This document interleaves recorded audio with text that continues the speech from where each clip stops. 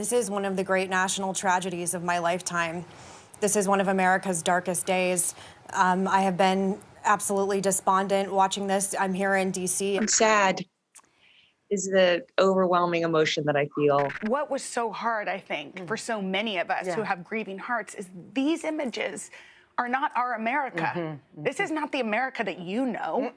Meghan McCain, Chelsea Clinton, and Jenna Bush Hager weigh in after violent riots break out at the U.S. Capitol. You are hurting our country. You are becoming a national embarrassment, and we have to get him out immediately because this cannot stand. During Thursday's episode of The View, Meghan called for the 25th Amendment to be invoked, which would allow the vice president, with the support of the majority of the president's cabinet, to declare the president unfit for office, a move that could lead to the president's early removal and would make the vice president the acting president. The bedrock of our democracy and the bedrock of who we are as Americans is the peaceful transition of power. And he is clearly a president who has turned into a mad king. And at this point, I'm calling on all Republicans and conservatives who still have clout. We have to invoke the 25th Amendment. We cannot withstand this. Our country cannot go on like this. And we cannot possibly risk the idea that we could have more violence between now and President Biden getting elected and inaugurated. The daughter of the late Senator John McCain went on to call the rioters bastards and slammed them for using the American flag as symbols as they are attacking our own republic. You are not patriots. You do not represent America. You are scum of the earth who are using and abusing and bastardizing all that I love and have grown up with for your own sick agenda. And while Meghan was getting mad, Chelsea Clinton admitted on the Drew Barrymore Show that watching the whole thing just made her sad. I am just so achingly sad that we had insurrectionists storm our Capitol. It's just horrifying to me. And then trying to explain what was happening to our children. I'm very sad.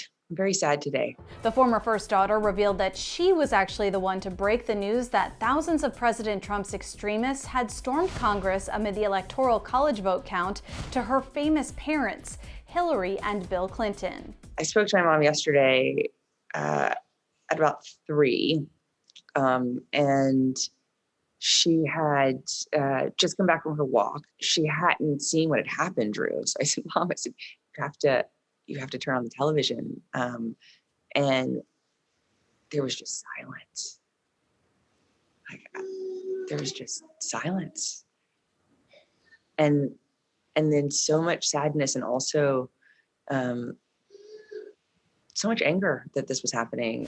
As for Jenna Bush Hager, she got emotional talking to her co-host Hoda Kotb on the Today Show Thursday. What was so hard, I think, for so many of us who have grieving hearts is these images are not our America. This is not the America that you know. This is not the America that I know. It's not the America that we want our kids to know. So that was hard. The 39-year-old daughter of former President George W. Bush and First Lady Laura Bush added that her firsthand experience with the historic building where presidential inaugurations are held made the images of the riot all the more upsetting. I have had the privilege of standing on those steps and several inaugurations, not just for family members, but for the first Black president of the United States of America. When I was a teacher in inner city DC, and that meant so much to so many, I kissed my grandfather goodbye in that rotunda.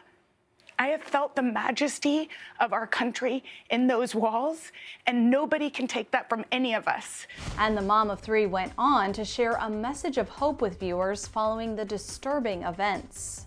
The casual cruelty that we find in the internet and the words of leaders that do not reflect our country, we can stop that.